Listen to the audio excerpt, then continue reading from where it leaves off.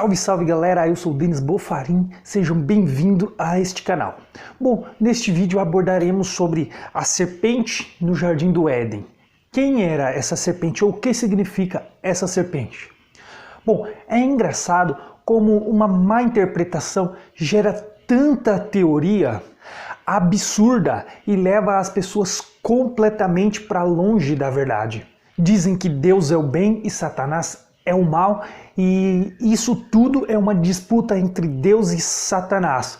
Só que a história é completamente diferente. Olha só, vamos lá para o livro de Gênesis, capítulo 2, versículos 16 e 17. E o Senhor Deus lhe deu esta ordem: de toda árvore do jardim comerás livremente, mas da árvore do conhecimento do bem e do mal não comerás, porque no dia em que dela comeres, certamente morrerás. Então aí já vimos que nesta árvore tinha o fruto do conhecimento do bem e do mal. Então o bem e o mal não é uma disputa entre Deus e Satanás, e sim é um tipo de conhecimento, o conhecimento do bem e do mal que estava no fruto de uma árvore. A história aí já começa a tomar outro rumo. Bom, tá, mas o que significa isso? Bom, então vamos lá. Antes de comer do fruto do conhecimento do bem e do mal, Adão e Eva, eles tinham uma condição. Qual era essa condição? Então vamos ler lá em 1 Coríntios, capítulo 15, versículos do 45 ao 47. Pois assim está escrito: o primeiro homem, Adão, foi feito alma vivente. O último Adão, porém, é espírito vivificante. Mas não é o primeiro o espiritual, e sim o natural. Depois o espiritual. O primeiro homem, formado da terra, é terreno. O segundo homem é do céu. Então vemos que Adão, ele é terreno, ele é um homem natural e não é um homem espiritual.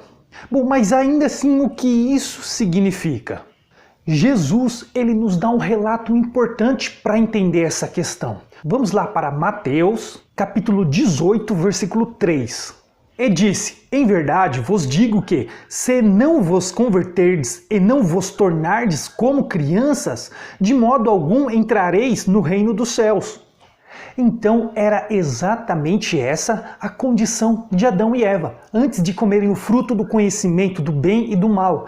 Eles eram como crianças, eles não tinham conhecimento do bem e do mal, porém ambos eram terrenos, eram naturais, eles já tinham essa tendência da carne, dessa natureza humana. Vamos ver então em Gênesis capítulo 3, versículos do 4 ao 7, o que diz. Então a serpente disse à mulher: é certo que não morrereis, porque Deus sabe que no dia em que dele comerdes, se vos abrirão os olhos, e como Deus sereis conhecedores do bem e do mal.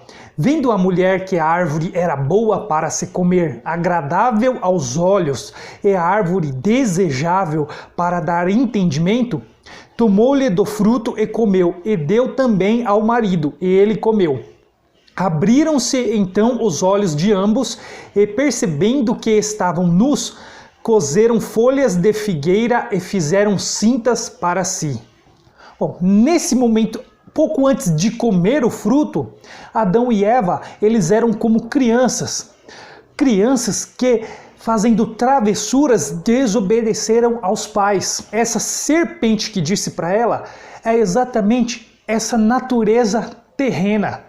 A natureza humana que havia na Eva e havia em Adão. Essa natureza então fez com que a árvore, que Deus disse que não era para comer daquele fruto, se tornou atraente. Essa natureza fez com que essa árvore ficasse atraente a Eva. Foi aí que ela então deu vazão a esta condição natural, condição terrena, e comeu do fruto e deu também a Adão. A serpente então era essa condição terrena de Adão e Eva. A partir do momento então que eles comeram o fruto, eles passaram a ter o conhecimento então do bem e do mal. Bom, vamos ver então os versículos 14 e 15. Então o Senhor Deus disse à serpente: Visto que isso fizeste, maldita és entre todos os animais domésticos e entre todos os animais selváticos. Rastejarás sobre o teu ventre e comerás pó todos os dias de tua vida. Porém, inimizade entre ti e a mulher, entre a tua descendência e o seu descendente. Este te ferirá a cabeça e tu lhe ferirás o calcanhar.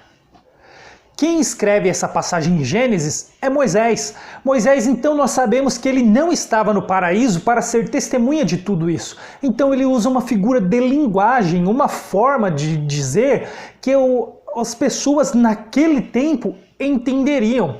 Então o que ele quis dizer com essa descendência, a descendência da mulher e a descendência da serpente? Visto que nós já conhecemos a vida de Cristo. Bom, ele morreu na cruz, e em momento algum, alguma serpente mordeu o calcanhar de Jesus. E nem tampouco Jesus, ele também feriu a cabeça de uma serpente. Então, isso quer dizer que não é literal. Ou seja, senão a Bíblia ou ela está mentindo ou teria falhado. Mas sim é uma forma de linguagem. Então vamos entender o que significa. Bom, quando ela fala que Jesus ferirá a cabeça, significa que a descendência dele, então, é superior. E a da serpente, que ferirá o calcanhar, é a descendência inferior. Bom, hoje também sabemos que nenhuma serpente come pó. Mas sim, as serpentes elas se alimentam de outros animais. Então, o que significa esse pó seria que aí a morte viria sobre o homem e ele veio do pó, então ele retornaria ao pó. E a descendência da mulher e a descendência da serpente seria justamente as pessoas que se entregam a essa natureza terrena, que é a natureza carnal, é a carne, e as pessoas que são mais justas, que com a mesma natureza terrena, elas não se entregam a essa natureza. Bom, a partir dessa visão terrestre de que a serpente seria um ser, já foram criadas até teorias de que a própria serpente teria relações com a Eva. Bom, mas isso não é verdade, porque isso é uma visão física, colocando uma serpente física. Só que se olharmos com olhos espirituais, pelo reino espiritual, então essa serpente seria uma forma de linguagem para essa natureza terrena. E olha só os próximos versículos. Olha só o que diz em Gênesis, capítulo 4, versículos 1 e 2. Coabitou o homem com Eva, sua mulher. Este concebeu e deu à luz a Caim. Então disse: adquiri um varão com o auxílio do Senhor. Depois deu à luz a Abel, seu irmão. Abel foi pastor de ovelhas e Caim lavrador. Bom, aí vocês já conhecem a história. Caim, ele mata Abel, mas depois, olha o que diz os versículos 25 e 26, ainda de Gênesis capítulo 4. Tornou Adão a coabitar com sua mulher, e ela deu à luz um filho, a quem pôs o nome de Sete, porque disse ela: Deus me concedeu outro descendente em lugar de Abel, que Caim matou. A Sete nasceu-lhe também um filho, ao qual pôs o nome de Enos. Daí se começou a invocar o nome do Senhor. Bom, então sobre Caim estava essa descendência que feriria o calcanhar da outra descendência, que seria Abel. Abel, então, é a descendência que feriria a cabeça da outra descendência, que pertence a Caim. Da descendência de Sete, então vem Enoque, e depois vem Matusalém, e aí vem Noé. Bom, aí nessa parte vocês já conhecem que os anjos então ensinou coisas ilícitas para os homens e coabitou também com as mulheres, deixando os seus filhos, os seus descendentes aqui. Então a descendência dos anjos, elas iam prevalecer sobre a descendência dos homens, mas Deus mandou o dilúvio. Bom, essa parte vocês já conhecem, não precisam entrar em detalhes. De Noé então teve Sem, Cã e Jafé. Bom, Sem e Jafé, eles são essa descendência que eles têm a mesma natureza terrena, porém são justos. Já Cã foi amaldiçoado por Noé. Já em Cã podemos perceber essa descendência, da mesma descendência de Caim.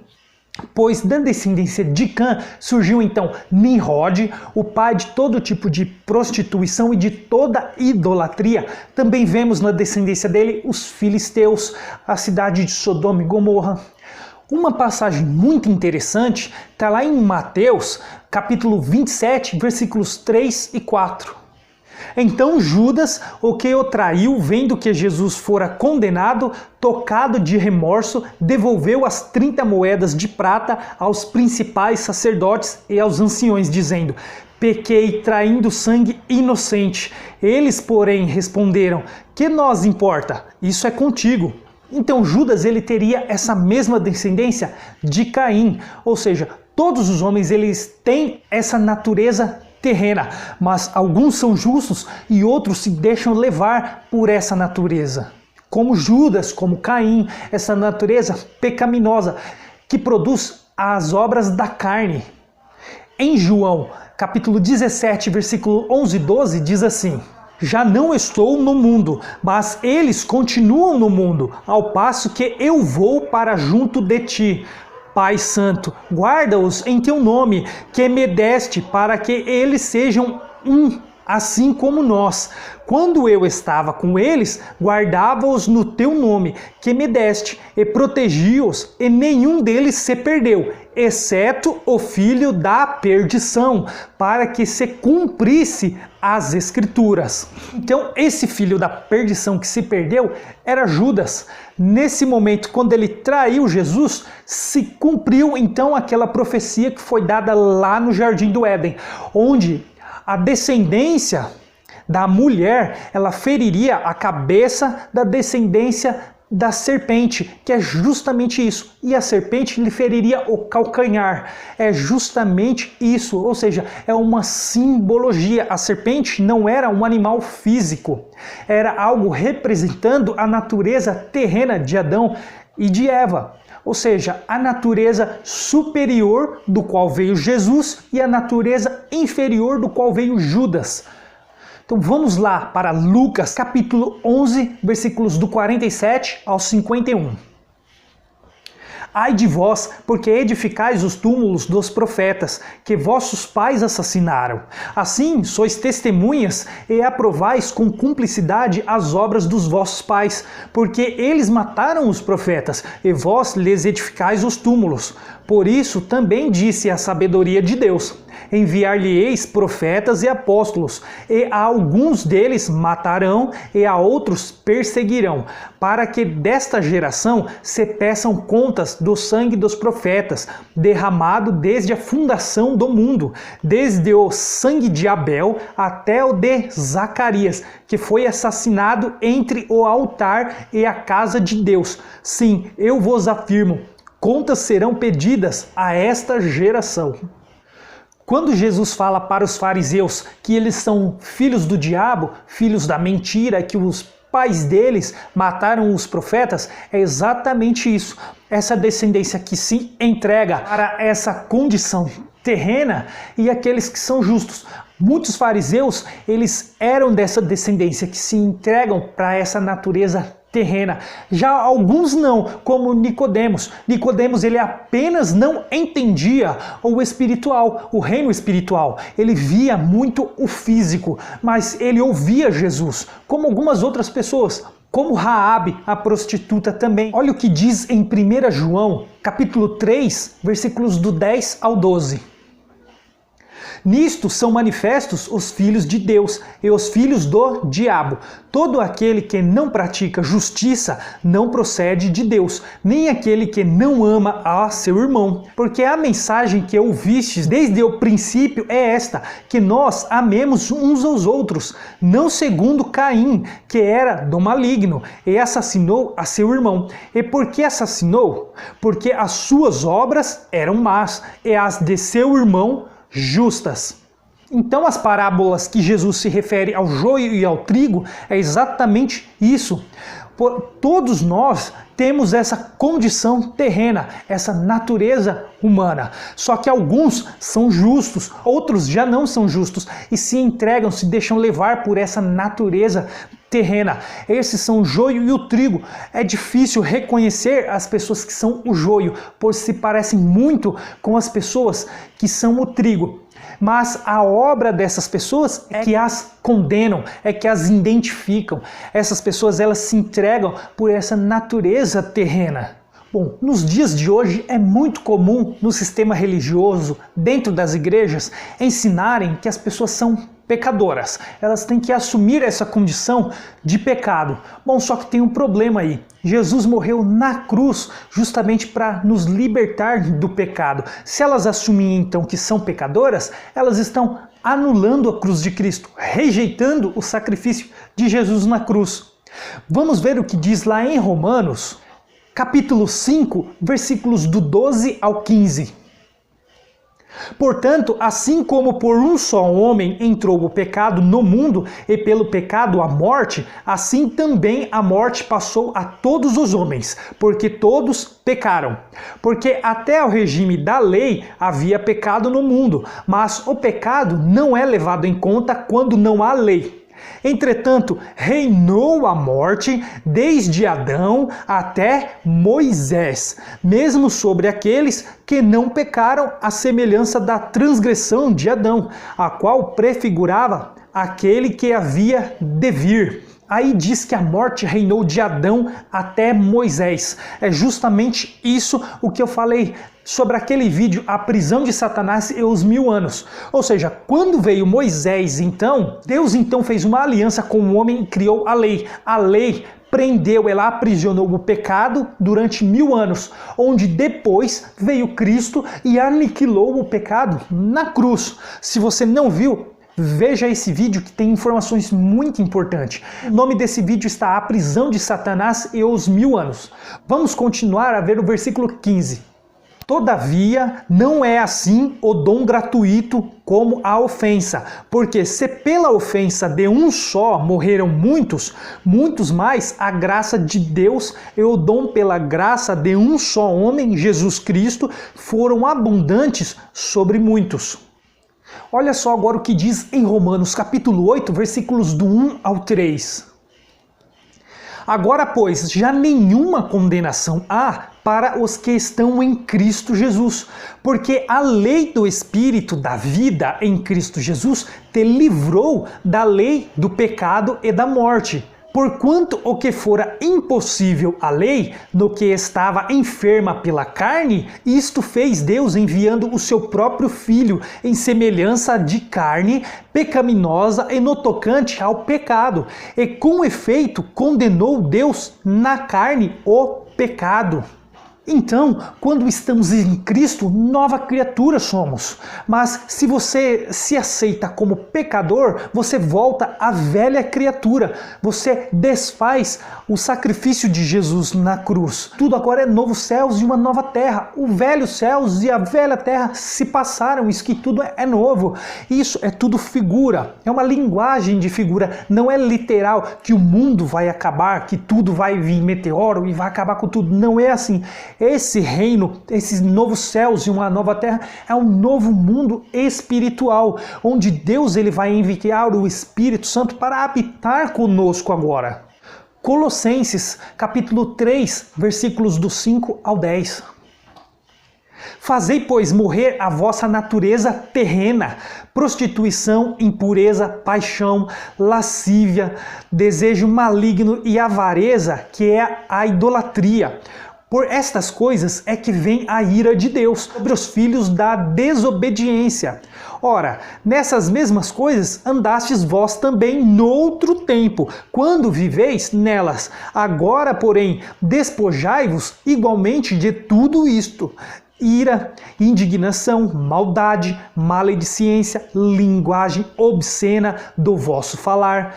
Não mintais uns aos outros, uma vez que vos despistes do velho homem com os seus feitos e vos revestistes do novo homem que se refaz para o pleno conhecimento segundo a imagem daquele que o criou. Então vemos que agora, se nós nos tornarmos um novo homem, devemos viver pelo Espírito e não mais por essa natureza terrena, como faz o sistema religioso, como faz as pessoas que frequentam uma igreja, consagrando para si um profeta no lugar de Jesus, que é o pastor, é o padre, é o bispo.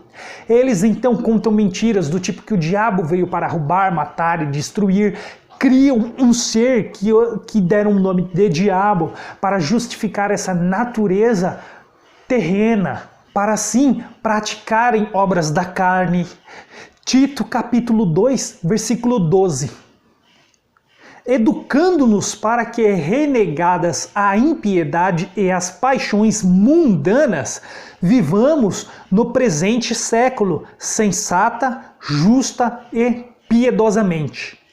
Tiago, capítulo 3, versículos do 13 ao 17.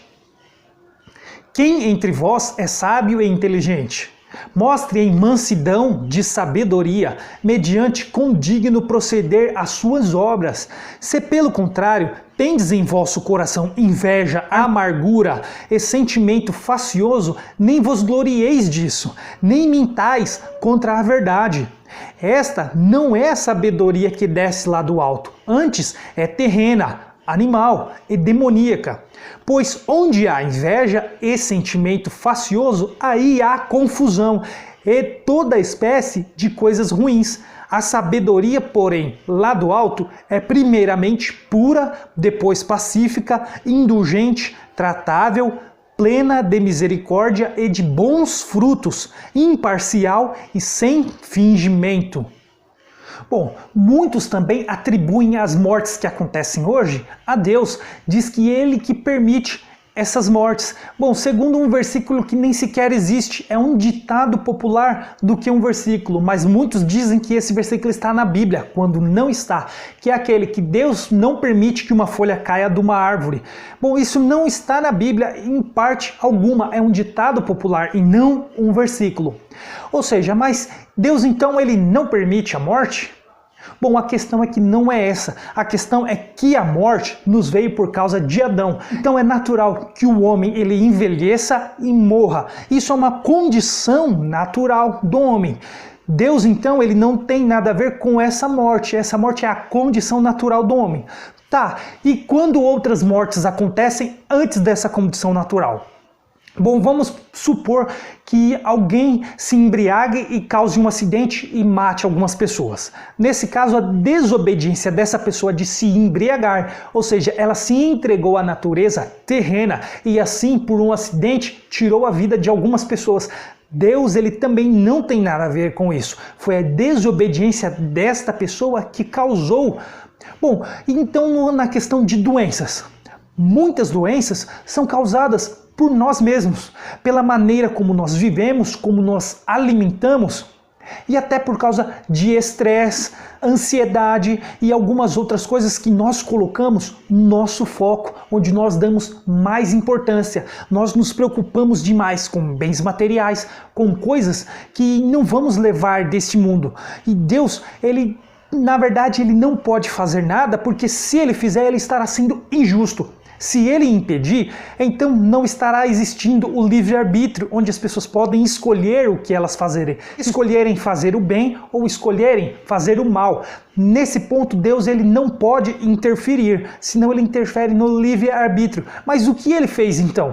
Ele entregou o Filho dele para morrer na cruz, para nos livrar do pecado e nos ensinar a amar uns aos outros, e ensinou que nós não devemos nos entregar a essa natureza terrena, a essa natureza humana que faz nós pecarmos e nos afastar de Deus. E é aí em que nós acabamos em acidentes, tirando a vida de outras pessoas, em assaltos, muitos em assaltos, tiram a vida de algumas pessoas, doenças por nosso modo de agir, acidentes em falhas humanas no trânsito, em tudo que é. catástrofes naturais, que às vezes sabemos que ali ocorre algum tipo de catástrofe natural, e mesmo assim o ser humano ele vai até esses lugares, ele vai desafiar a própria morte. Por isso todas essas coisas nos sobrevêm, acontecem conosco e não está relacionada diretamente a Deus, mas mesmo assim as pessoas culpam a Deus por levar algumas pessoas, culpam ele por ter levado, a culpa de algumas mortes cai sobre as costas de Deus, quando ele não tem culpa, é sim nós. Toda a humanidade, todos nós estamos interligados de alguma forma. Um depende do outro. Quando nós respeitamos o espaço do outro, então nós respeitamos a nós mesmos e evitamos muitas coisas. Quando nos alimentamos bem, quando praticamos exercício, quando nós respeitamos ao outro, quando deixamos de nos embriagar e ir dirigir, quando respeitamos as leis de trânsito, quando respeitamos a tudo. E todas as pessoas, quando respeitam também, as pessoas elas parariam de morrer, ou seja, as pessoas elas parariam de matar umas às outras, onde a culpa não é de Deus de ter levado essas pessoas, e sim do próprio ser humano, de ter desobedecido a Deus, de ter se entregado a essa natureza terrena. As paixões da carne, como Eva se entregou à paixão, à vista, aquela árvore, aquele fruto, aquele desejo de comer aquele fruto, ela se entregou a esse desejo. Bom, para encerrar então, eu gostaria de voltar lá em 1 Coríntios capítulo 15, versículos do 43 ao 50. Semeia-se em fraqueza, ressuscita em poder. Semeia-se corpo natural, ressuscita corpo espiritual. Se há corpo natural, há também corpo espiritual, pois assim está escrito: o primeiro homem, Adão, foi feito alma vivente. O último Adão, porém, é espírito vivificante, mas não é o primeiro espiritual, e sim o natural, depois o espiritual. O primeiro homem formado da terra é terreno, o segundo homem é do céu. Como foi o primeiro homem o terreno, tais são também os demais homens terrenos. E como é o homem celestial, tais também os celestiais. E assim como trouxemos a imagem do que é terreno, devemos trazer também a imagem do celestial. Isto afirmo, irmãos, que a carne e o sangue não podem herdar o reino de Deus, nem a corrupção herdar a incorrupção. Então, nós devemos trazer o homem espiritual e não o homem carnal, onde ele só vê as coisas físicas. Devemos ver as coisas espirituais. E como acabamos de ver, a carne e o sangue não herdarão o reino de Deus. Portanto, essas coisas que as pessoas acreditam, que elas vão ser ressuscitadas num corpo físico e subir, toda essa ficção científica, isso não vai acontecer, isso tudo é físico. O reino de Jesus é espiritual. Então, se atentem ao espírito, se atentem ao espiritual e não ao carnal e não ao físico. Essas coisas de ficção científica, que meteoro vai cair, marca de besta, que o anticristo vai vir, o apocalipse, ele já aconteceu. É como eu expliquei, eu deixei todas as passagens com relação a todas as escrituras, mas muitos rejeitam tudo o que está escrito para acreditar no futurismo, que todas essas coisas ainda vai acontecer, mas isso não é verdade. São todos pessoas físicas, pessoas naturais, pessoas terrenas que estão olhando o físico, mas devemos olhar o espiritual. É só prestar atenção no espiritual. Jesus ele vai reinar espiritualmente e não fisicamente. Bom, galera, então é isso. Esse foi o vídeo. Espero que vocês tenham gostado e eu vou ficando por aqui. Até o próximo vídeo.